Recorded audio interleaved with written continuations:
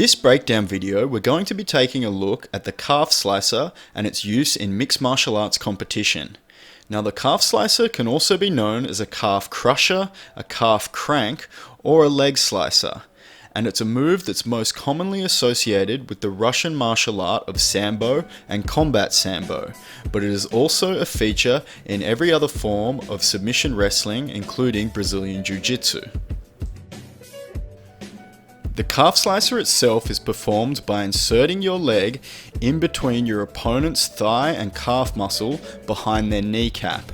You then use their leg as a fulcrum to crank down and apply pressure to their calf muscle, with your shin bone preferably facing up into their calf muscle to direct the brunt of the force. Eddie Bravo is a proponent for the use of the calf slicer in submission grappling in his 10th Planet system, and emphasizes its capabilities as a submission option from the truck position.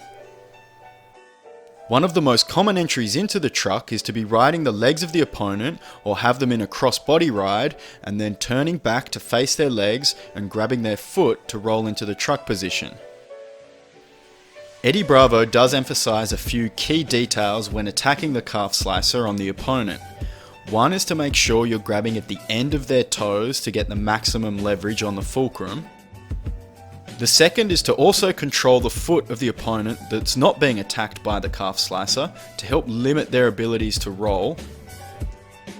And this helps with the third detail of the calf slicer, which it's best practice to only attack the calf slicer with your outside hand.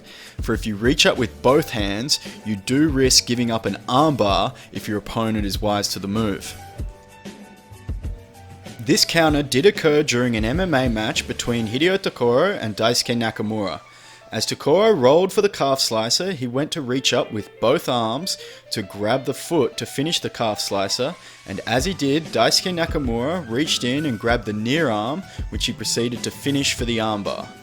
Now, while using two hands to finish the calf slicer would allow you to generate more power, this counter is something that you have to be wary of at all times. Another option to generate extra power with the calf slicer is to use the foot of your leg that's not attacking the calf to stomp on your own foot, driving your shin bone further up into your opponent's calf. Now, has the calf slicer ever been used to finish someone in the highest level of MMA?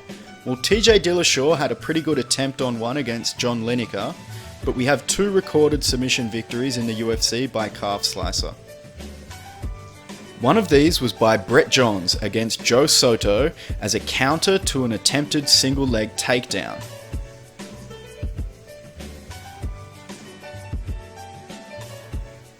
And before we go on to the second calf slicer that was hit in the UFC, let's look at a couple of modifications on the move.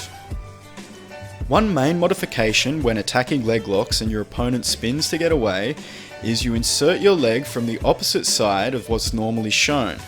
This position is sometimes known as a reverse calf slicer or a bear trap, and by reaching up and grabbing the waist of your opponent allows you to put a lot of pressure onto their calf to get the submission.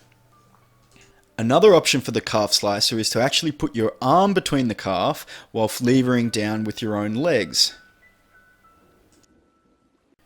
Now, Shogun Rua actually went for the bear trap calf slicer in his fight against Chuck Liddell, but it wasn't until Charles Oliveira went for it in his fight against Eric Wisely did the first calf slicer submission in the UFC take place. Now, even with those examples, it should be noted that the calf slicer is a low percentage move in mixed martial arts and submission grappling.